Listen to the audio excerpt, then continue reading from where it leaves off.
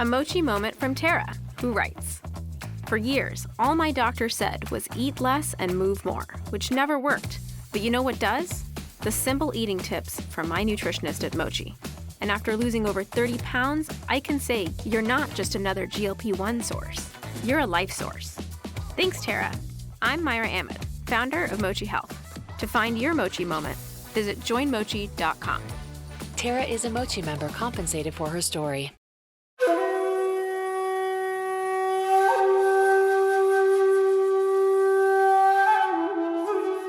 If you've struggled with stress, balance, or burnout, and simply feel discouraged or even defeated, and if you're ready to move from force to flow and enjoy ultimate Zen success in your career, health, or relationships, then the Zen Success Show is for you. Your host, Carissa Sims, is an entrepreneur, corporate consultant, best-selling author, meditation teacher, and healer who has found her own Zen success. Here's your host, Carissa Sims. Welcome to this week's episode of Zen Success. Today, I have the pleasure of speaking with Corinna Springer. Hi, Corinna. Hi, Carissa. It's so good to be here. Thank you. Yes, it's so great to interview you and learn more about your history to share with our audience. So let me share a little bit about Corinna. As a fashion PR trained artist and spiritual healer, founder of the lifestyle brand Gian Kamal, Corinna Springer always desired to bring all three worlds together. She was offering energy healing appointments to her New York showroom after hours to many of her stylist friends, and then she began offering Reiki training to all of her staff. In 2013, she began experimenting with energetically enhanced fabrics, and in 2015, she launched Gian Kamal, a capsule collection of energetically enhanced loungewear. After a miraculous healing and a spontaneous awakening into the living light, Corinna began offering living light transmissions and initiations. She is now relaunching Gian Kamal with the support of a fellow spiritual healer, me. Their first product is the Womb Band, a healing accessory featuring a potent, energetically enhanced print. You can learn more at giankamal.com. Welcome. So happy to connect with you today. Yeah, thank you so much for having me. I'm excited to be here and share more of our vision and, why the why of the brand and a little bit of the how. So with your audience. Yeah, it's amazing. And I'm wearing one right now. So if you can see my video, it's very comfortable and I feel supported and loved and better with it. And I like it because I'm wearing a kind of a crop top and then I can cover my belly a little bit with the Womb Band and it goes with my yoga pants. So Nice. yeah. Perfect. So let's dive in. Tell me about your childhood. Where did you grow up? In Germany, next to Stuttgart in a small town. And yeah. Oh, that's nice. And how did you feel growing up? Did you have intuitive abilities? And No. how was it with okay. I had, I think, a few moments maybe where there was like clarity and guidance and even already like some auditory messages. But it would be so few and far between that I didn't really perceive it as a gift or anything. So my journey really started when I was introduced to Hinduism and specifically Advaita Vedanta. Okay. And when was that? That was when I was 15 probably. Oh, okay. And a friend of mine, classmate actually, was her mom was a Kriya yoga teacher. And so she was working with Dhirananda, Swamiji Dhirananda, and that was a direct disciple of Yogananda. So I got into that train of thought, into that spiritual teaching early on. We went to a retreat when I was 16 with her and her mom. And from then on, I was just like, studying the Bhagavad Gita and or reading it, let's say. I mean, But that's studying. pretty amazing. As a teenager, to be exposed to that type of wisdom is incredible. Yeah, and then my mom actually gave me one of my first books about energy work, which in German was so the direct translation would be Indestructible Energy, and it would talk about the limitlessness of the soul, basically, and it was showing experiments with plants and how plants had emotions, with like when you nowadays all of that is like totally out there, but at the time it was like wow, and it was mirroring to a certain degree what I was learning in the Bhagavad Gita with like the soul being limitless, and everyone has a divine spark and everything has a divine spark. And so it was just this upbringing that brought me very fast into the spiritual quest, let's say. And when I moved to Paris when I was 19, I, of course, there were a lot of other things going on when I moved to Paris. But when I came back, I met my mom's Reiki teacher. And she said, oh, you need to be initiated into Reiki. I had an experience that I told her where my hands became very warm at a certain place in Germany. Mm-hmm. And she basically said, well, let's study. And then I came back. It was during the holidays, always 3 times. So I did my Reiki 1, then 2, and then 3 within a year, always coming back to Germany during the holidays. Oh, yeah, in person. Yep. Well, at the time, yeah. That's amazing. Wow. I mean, I guess traveling from France to Germany is pretty common. It's easy to do, right? Oh yeah, of course. Yeah, it's like a 6-hour train ride, and I was back there. Yeah, that's wonderful. So growing up, going to school, did you struggle or was school easy for you? How was that? It was horrible. I was bullied the whole time. Yeah. I mean, I've not an easy childhood.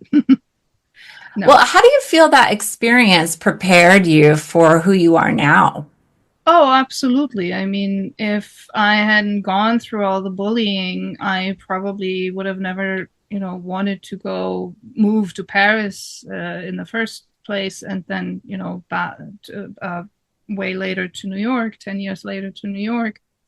So it made me stronger, but also, it made me bring on a lot of layers of protection that was very difficult once I really started with the spiritual journey in more earnest, and other initiations, Karnak initiations, and yoga and all of that. It became clear that I had a big, thick armor around my heart, and to, remove layer by layer all of that was a lot of work. Well, it's incredible to have that awareness of the armor. I mean, I would think a lot of people in our society have that armor from childhood trauma or from maybe being neglected by their parents, whatever their story was, could have created that armor. And I think I had it too to some extent, but I didn't have awareness of that. So that's pretty incredible, I think, that you realized that. Yeah, I had a spiritual teacher that I met that was in New York. So Okay. in New York, I was desperate to find a Reiki teacher and continue my studies to become a Reiki teacher myself. Okay. And in that same year, I met a life coach, and he actually was very psychic and got a lot of channeled messages and everything. And he basically told me, you have so many layers around your heart, like you need to do a lot of work. You need to become more vulnerable and all of that. So it's a process. And for anyone out there, I mean, it's like, keep at it. It's there's always more. There's always more to. Yeah, more layers for healing. Mhm. So, did that psychic and coach that you worked with, did he predict or that you were going to go into fashion PR, or were you already on that? Well, actually, I was already on that path since my Paris days. But he was the one who helped me to open my own business. I was in a corporate American company Oh, okay. where I was miserable because I'm very much an artist, like right brain person, and I just felt all of a sudden was in a very square environment, and it didn't go too well, and I just decided at some point I want to open my own agency. And that's actually when I met him, when I was ready to go through those steps. That's when I met him. And then from meeting him and him helping me every week, we would meet up to give me the confidence, basically, to say, no, you can do it, you can do it, you can do it.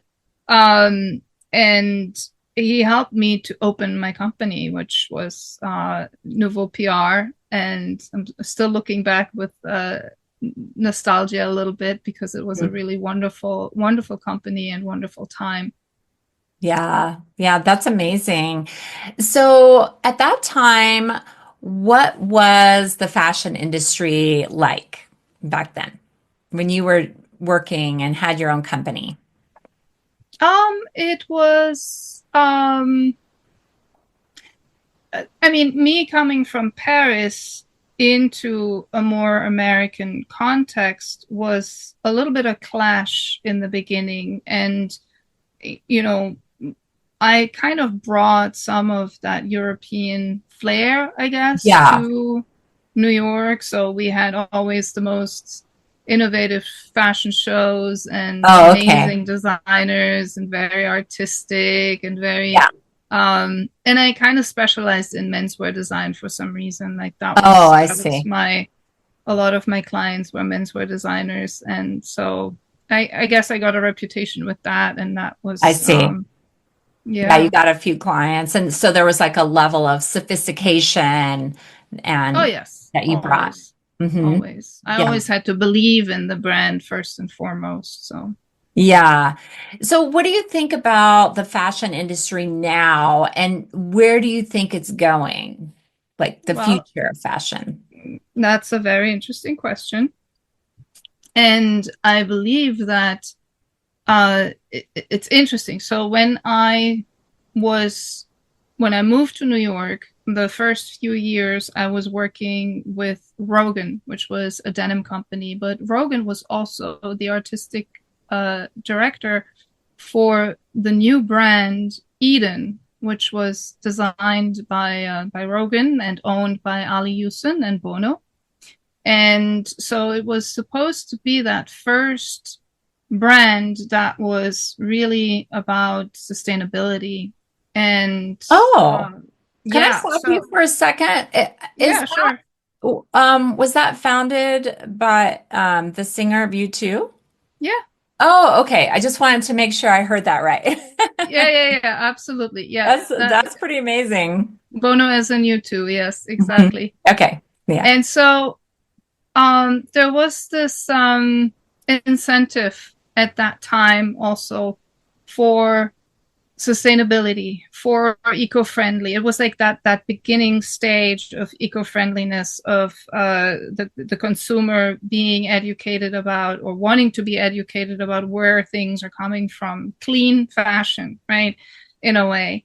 And now I just saw a post actually from Business of Fashion, and they were talking about clean fashion, but now in saying, no chemicals, no, people want to know what they're putting on their body. And I think the next level is going to be frequency. Like, we want to know that the frequency that we put on our body is not interfering with our, overall well-being, be it spiritual, emotional, mental. I think this entire knowledge or wisdom about the subtle bodies, the physical body and the subtle bodies, is becoming so much more mainstream now, where there is a customer base that will want to have something that supports them in their well-being, in their healing process. And I guess, one of the first things maybe was Uniqlo, when they came out with like a temperature regulating fabric, right? And so I think this is where fashion is going. I don't know how long it's going to take, but it will eventually become a very functional fashion as well. And I mean, not that I'm completely divorced from the aesthetics of it or the art of it. For sure, there needs to be a blend of both aspects: functionality, practicality, and also the aesthetics. So, right. So I'm sure you can't leave that behind. Being in fashion in Paris, it's just impossible. Yeah. And I think that Gian Kamal really is like at that sweet spot. I mean, we're launching with the womb band. It is for a reason. It is because of the spiritual technology that is inherent in the womb band. But being able to bring that spiritual technology into a capsule collection, different styles, and reacquainting myself with the fashion industry in that sense, maybe still from a different perspective, not, with like fashion shows or anything like that, but really in a very sustainable way. And but with that spiritual technology as the core element, let's say. Yeah. And it's so interesting what you're saying about people's awareness. They want something, they want to wear something that supports their awakening, their spiritual growth, or they can feel good about, like if it's sustainable or doesn't have chemicals in it.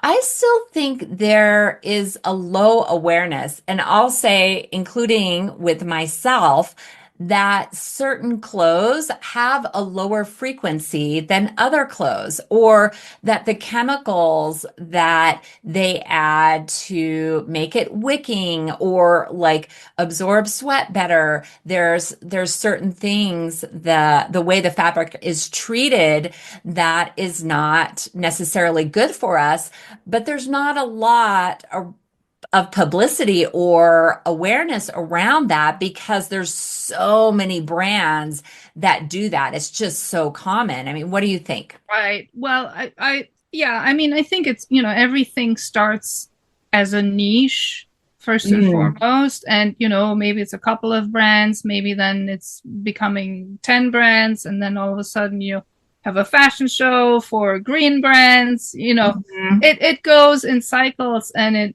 but it continues, right? It continues, and maybe it hasn't hit mass consciousness yet. It probably hasn't, but it will eventually, right? And that's also what we're working with consciousness all the time. We're speaking things into existence every day when we meet. So it's like we're able to seed that consciousness, and we're able to make it so, and really see it going in that direction helps the process as well.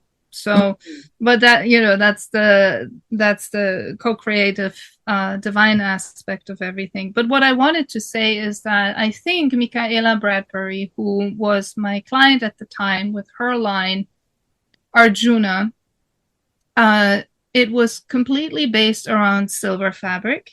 And unfortunately, she went in a different direction. She left the fashion industry, but she was one of the first brands to make people aware of electromagnetic frequencies and how we can use silver to protect ourselves from it. And then, of course, that has influenced Gian Kamal a lot. And I just want to give credit where credit is Yes, due, right? of Like course. the womb I'm so band. glad. It was inspired. Yes, she had Yes, created very much, very much. What an happened? EMF protected womb band. Yeah.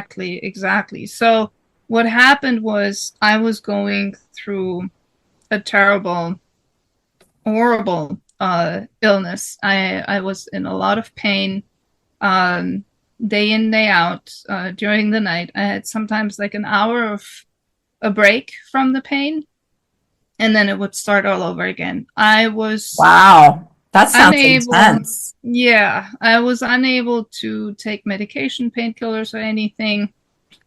I wouldn't be able to ingest them. And then, Did I know you then when you were having this no, pain? No, yeah, it was after. Okay, I just wanted to make sure. it was in 2012. Yeah. That I was diagnosed with endometriosis, and it was I had huge cysts, huge, and it actually all came out after a healing session with a teacher of mine, and probably was also during an eclipse season or something. Like, it just all of a sudden flared up, and I was bedridden. I couldn't do anything. But to go back to Michaela and her brand, so I was representing her at the time, and I had one of her wonderful silver belly bands, belly tubes, and I was able to still use my laptop in bed, because I had the silver in between the laptop and my belly, and so it was okay. And then with the cramps, I was using malachite, and I sort of tucked it into the belly tube, and then, of course, I was thinking, we should have pockets in that belly tube so that we can have the malachites in place and they're not moving or anything while I'm trying to go through these cramps and do my breath work and all of that. Yes. So that was when the idea for the womb band actually was born. So that was 2012, 2013. I had a miraculous healing, Baruch Hashem. I was already working from every angle. Like, I was working at a physical level with nutrition, with supplements, with a kinesiologist who helped me a lot. I was working at an emotional level, mental level, with vow breaks. We can go into that maybe a little bit later. And at a spiritual level, then also realizing, okay, there's ancestral trauma from my grandmother, who didn't really want to have my mother. And there were belief systems in place about not wanting to be pregnant. And what does the body do when you don't want to be pregnant? Well, it creates maybe extra tissue that makes it more complicated to get pregnant. So that's where the endometriosis probably came from. Many other reasons as well. There's not just one core reason. Everything is sort of happening at the same time on that, on these different layers of reality. But That's then, interesting. then the deepest layer maybe was, first of all, I was healing pretty well. The cysts were shrinking a little bit, and I was on my way to less pain. And then I must have had like one night where it was again terrible, hellish pain.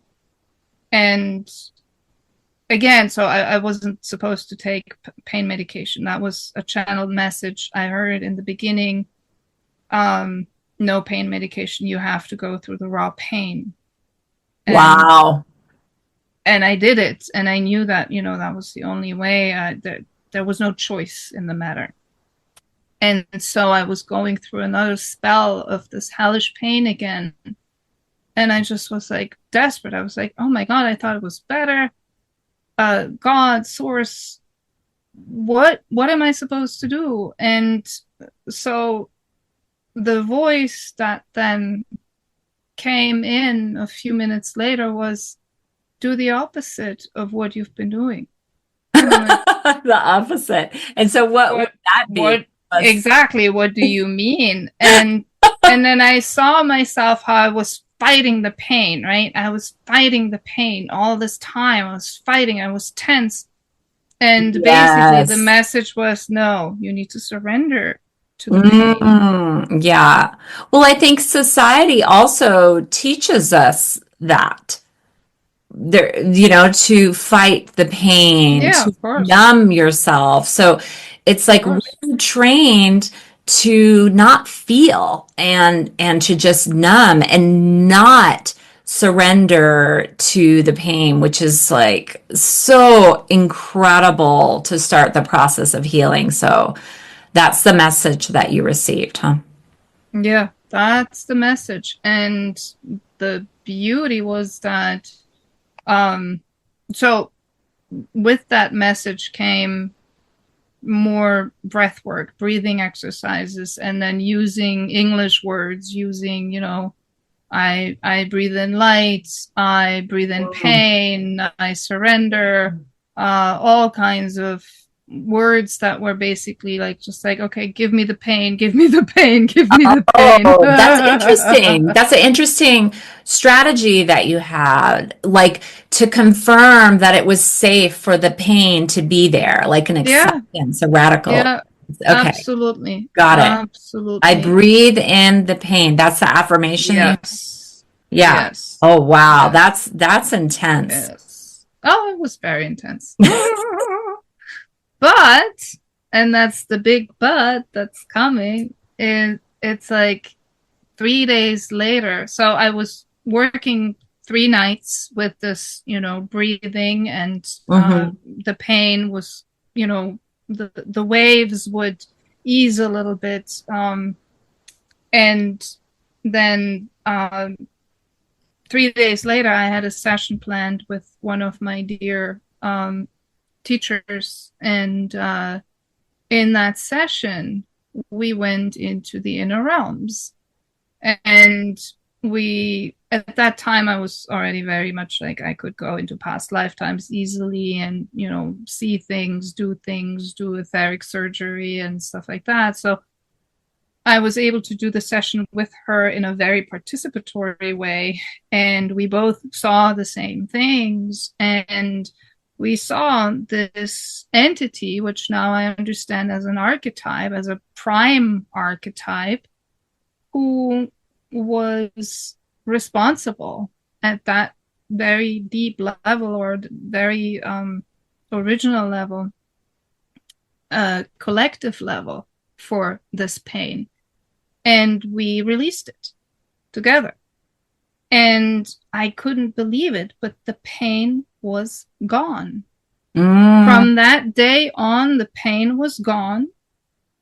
I would not even notice that I had my period the next time. I didn't have any cramps. I didn't have anything to alert me. It was just like, and it's been like that for, until now. I mean, that was 2013, September 2013. So now I understand also that there was something else happening, which has to do with the Kabbalistic calendar.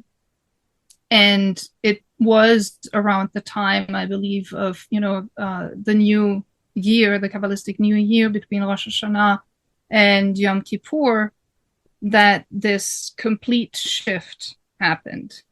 And so it's like, it's just been an absolute miracle. And around a year later, I had this experience with the living light where I was basically, later on, I understood I was being guided up the tree of life into the higher realms. And I was merging with this energy at that level. And it's my duty, my responsibility to bring this energy to everyone around me, but really the people who are open to it, who want to use it for their spiritual growth. My heart just warmed up when you said that truth. And so during this time when you had this pain and you're going through your healing, were you working in your business, or what was going on with that? With new PR? There were a lot of days where I could not go to work. Okay. There were a lot of days where I was just trying to still organize things from the laptop, but really I put my number 2 in charge, and he did an amazing job. He even got new clients while I was gone. And amazing. Yeah. And that's part of the surrender too, is like, of course, the abundance, and somebody's running the show and it's okay. Yeah. And he absolutely did amazing. He's been, at that time, I think he's been with me for 5 years. And then he stayed another 2. And then that was anyhow the decline already of that period of my life. So I see. You were meant to do something more. And then you mentioned Kabbalah. So how would you talk about that a little bit, and your discovery of that in your life and its importance? Yeah. So Kabbalah first came in as like the spiritual books and scrying on the tree of life, and like more from like the magic perspective, let's say. And I always thought it was like for celebrities, to be honest. Because that's how I had associated with it. And I always thought, oh, it's not for me. It's like a higher echelon of people. That was No, what I'm talking about right now is just Kabbalah as like the magic aspect of it. The tarot kind of way in. And that came through in 2016 when I was working a lot with my guide Max, and Max guided me to these things and the graphics in those books about the tree of life and amazing. Yes. And do you want to talk about Max, or do you not want to talk about that? We can at this point. I mean, it's Max Thiers, and some people may know him and some people may not, and a lot of the things that he's been talking about before he was murdered are now very much confirmed. Let's just say conspiracy theories, things like that. I mean, a lot of it he hasn't been around that much. He was a guide for a certain time to help you on your spiritual journey. But the most important part is Kabbalah started for me like that, but then I actually met someone who introduced me to the Kabbalah Center in New York City. And, with every new teaching or organization, I'm always very careful. And what happened was I just was like, I think it was a Shabbat lecture and a Torah reading. And I felt the energy and I was like, oh, that's the living light. Like it that's felt the my same. energy. Yeah, that's what I deal with all the time now as well. That's what's coming through. So I was just like, okay, well, maybe I need to explore more. And in June, I think it was June 19th, 2021, I decided that I would make my prime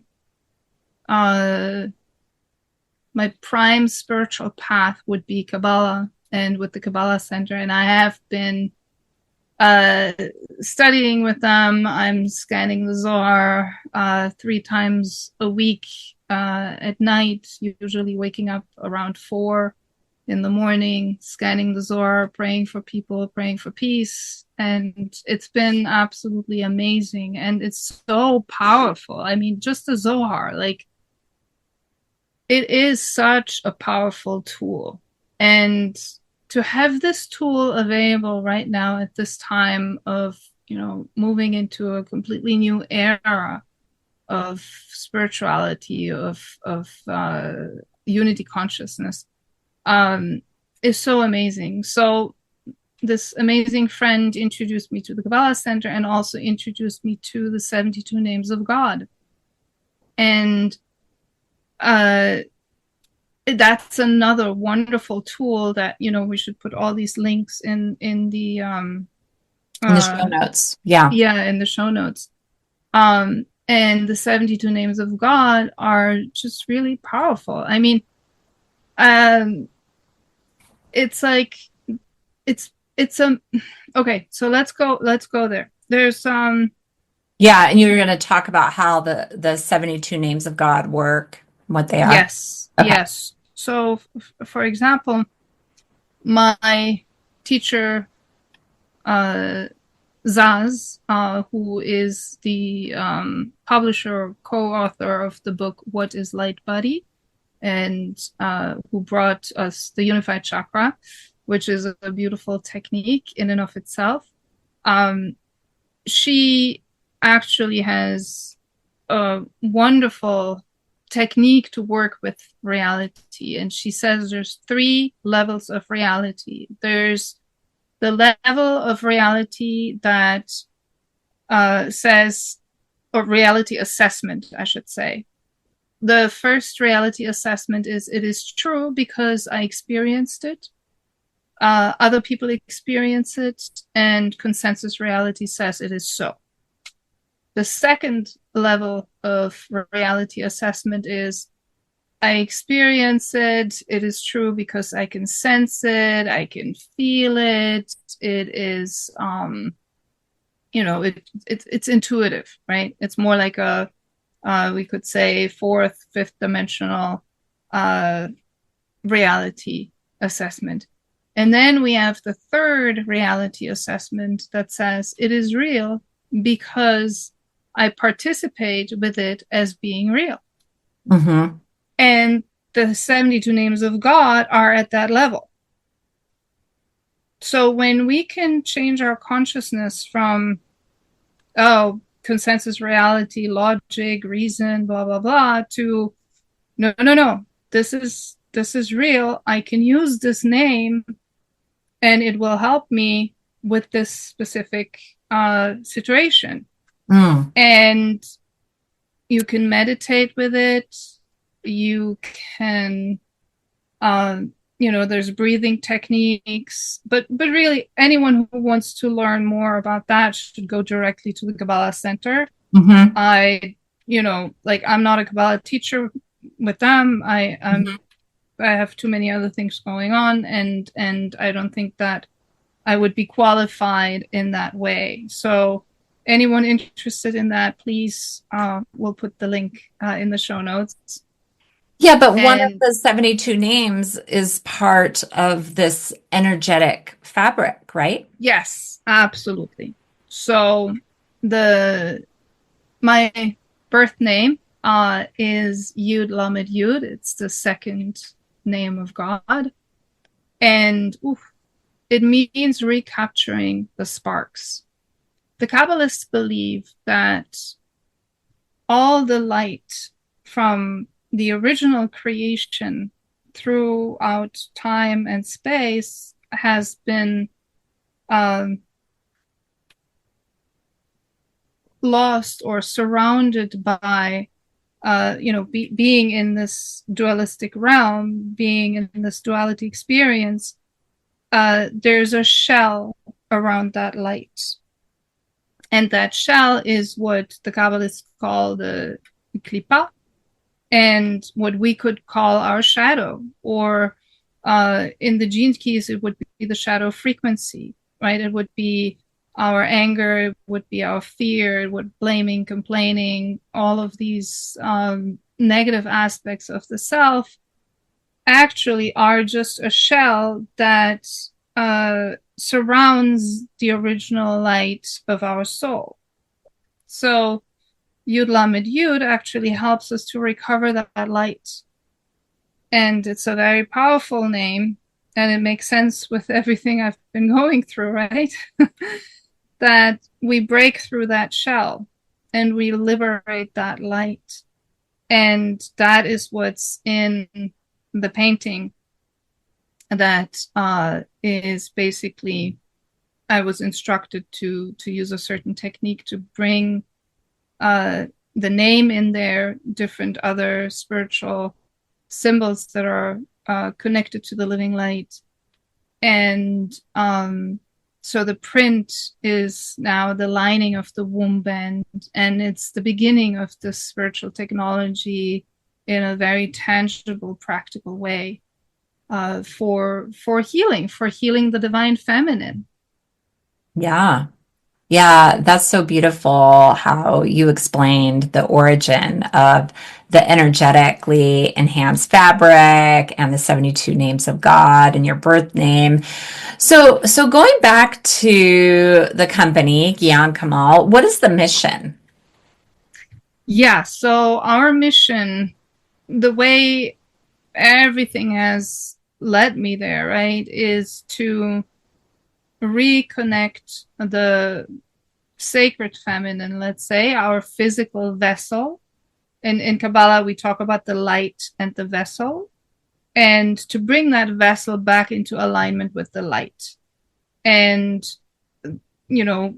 like my healing journey was to go through all these different belief systems that were running unconsciously, ancestral belief systems, cultural belief systems, Max showing me a lot of things at the time as well. And all of that needs to be sort of transmuted so that we can be in full alignment again with the light. And specifically, I think, having had the womb-related problems, shall we say, it has been my desire to help women who experience PMS, who experience painful cramps, who experience emotional turbulence and all of that. No one should go through this anymore. No one. It needs to be done. We're done with this program. We're done with this program. So hopefully this, living light energy combined with the divine names. I mean, the Yud Lamed Yud is a beginning. There will be other paintings, but I'm just guided as we go. So I can't paint when it's not the right time. So, yeah, right. Well, we look forward to that. And can you share any success stories or any feedback that you've gotten from the womb band, and just, to share with our audience the potential? Obviously, we are not giving medical advice, results free. So it's it's complementary to whatever you're doing for healing. So do you want to talk about that? Yes, absolutely. So I had just gotten the channeling to use that specific painting and put it into a print. And I had my first fabric sample there. I was on a walk with a friend of mine, and she had back pain. And she was like, "Oh my God, I have this back pain. Like, it's been going on for a few weeks now." But she was still walking and everything. And, we came to my house and I said, "Well, let's try. I mean, that's the instructions I've received. So, put it on." Like, it was just a piece of fabric. She put it exactly where her back was aching. Mm-hmm. And actually, within minutes, she was like, "I can't believe it. It's gone." Mm. And so that was the first. Yeah. And then from there, I had another neighbor friend who had also a lot of back pain, but more like middle back, upper back. And she was sleeping on a larger piece of fabric of the print. And she actually said it helped her with the back pain. And once the back pain was resolved, it started giving her the sweats. And there were other things happening, activations happening. Mm-hmm. And so she gave it back to me. She's like, "I think I'm done with it." Yeah. So that's interesting. It goes where you need it the most. Yes, exactly. It meets you exactly where you need it. Yeah. I mean, and I also have, several testimonials, but one in particular of a friend that was flying from the US back to China, and she was wearing it, and she noticed she had no cramps. She had no PMS symptoms for the first time while wearing the womb band. So I thought that was like incredible, and she was really excited about it and the potential. And can you explain how we talked about crystals a little bit, but how the crystals work with the womb band? And I wanted to tie in that malachite because you brought that in earlier. And it's interesting. I was sharing about the womb band with a friend, and she told me her sister actually made a string of malachite beads around her belly while she was pregnant to help her. And I was like, oh my gosh. So people are already doing this. They're using crystals. yeah. And so we're just making a place for them, Yep, exactly. Yeah, I think the malachites are amazing with cramps. And so, do you know if your friend had any stones in there, or you just gave it to her, right? And she went right on the plane? You know what? I did not give her the stones. You're correct. I didn't give her crystals, just the band. Yeah, the womb band. It's just the print. So yeah, so we have those little pockets in there to and they're in the front. They have Yep, they're about an inch deep. Mm-hmm. Yep. And I mean, you could technically you can use it however you want it. If you have a throat pain, you might just want to, wear it as a little scarf or something. Put it on. Like okay, yeah. Mm-hmm. But with the stones specifically, you can use rose quartz just in general for like soothing vibration. You can use trine if you have any IBS or any digestive problems. And what it does is the silver amplifies the print and amplifies the energy of the crystals. It's almost like a Faraday cage, actually. Yes, that's true. And so it's also protection of amplification and energy protection. Yes. And it's really interesting because I didn't know that, and we were already in the production with the womb band and everything. And then I'm scanning the Zohar one night, and I'm reading, the gold, which the living light in the print could be considered as the gold, should not be without the silver. The silver is the element of mercy.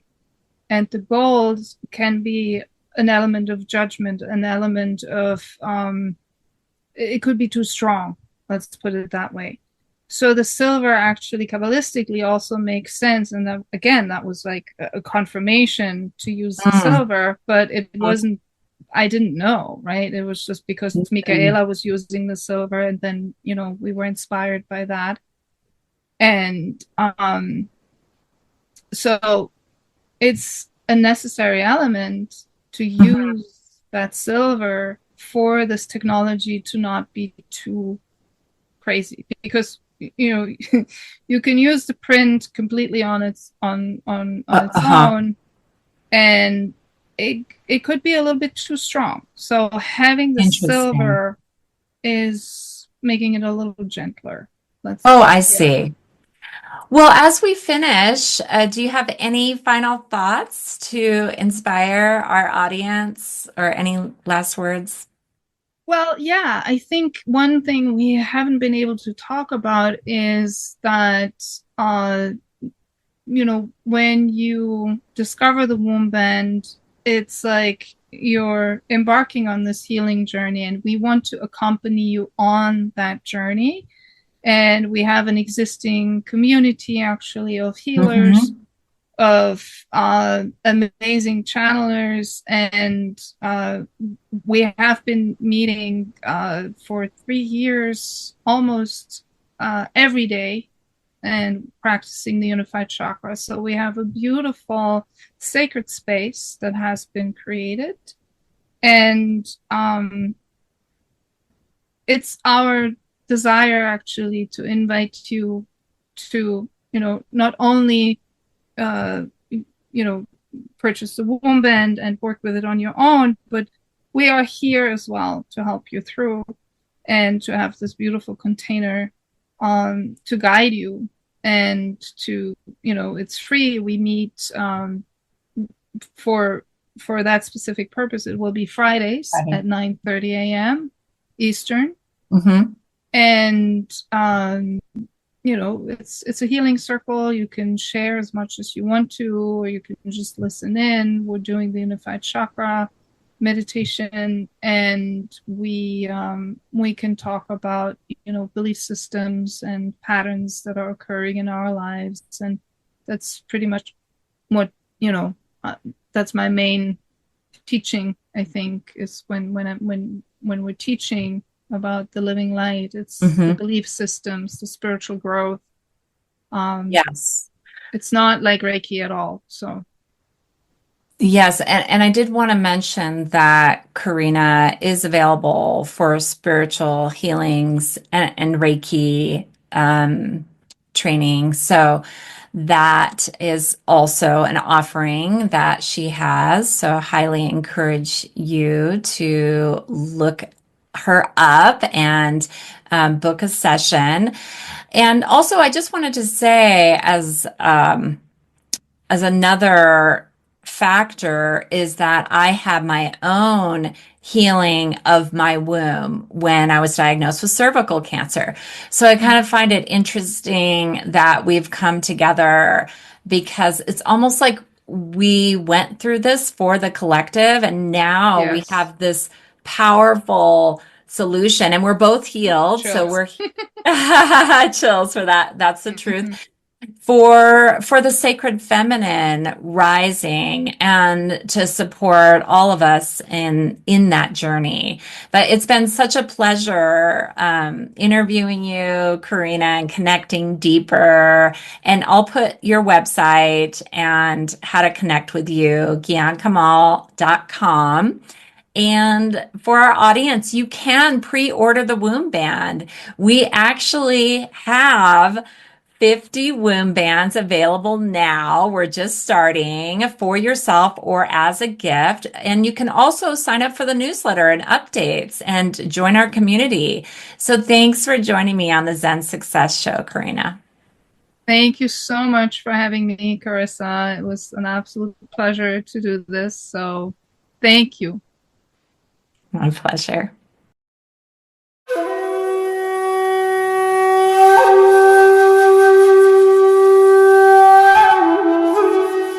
That's it for today's episode of Zen Success. Head on over to iTunes, Google Play, Spotify, or wherever you listen to shows. Subscribe to the show and share with friends. Be sure to head on over to ZenSuccessShow.com to help you on your Zen success journey. And join us on the next episode. May you find your own Zen success in life.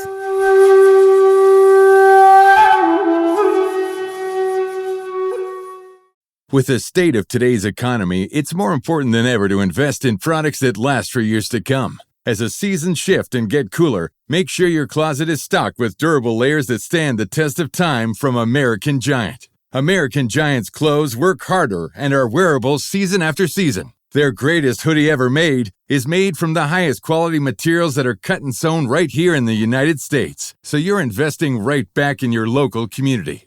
Choosing American Giant means taking a stand for American manufacturing and hardworking Americans, something other mega corporations don't care about. From fleece to knit, all in a range of colors for versatile daily wear, American Giant delivers everyday pieces designed for everyday life. Feel the difference of quality, made-to-last clothes from American Giant. Get 20% off your first order with code STAPLE20 at American-Giant.com. That's 20% off your first order at American-Giant.com with code STAPLE20.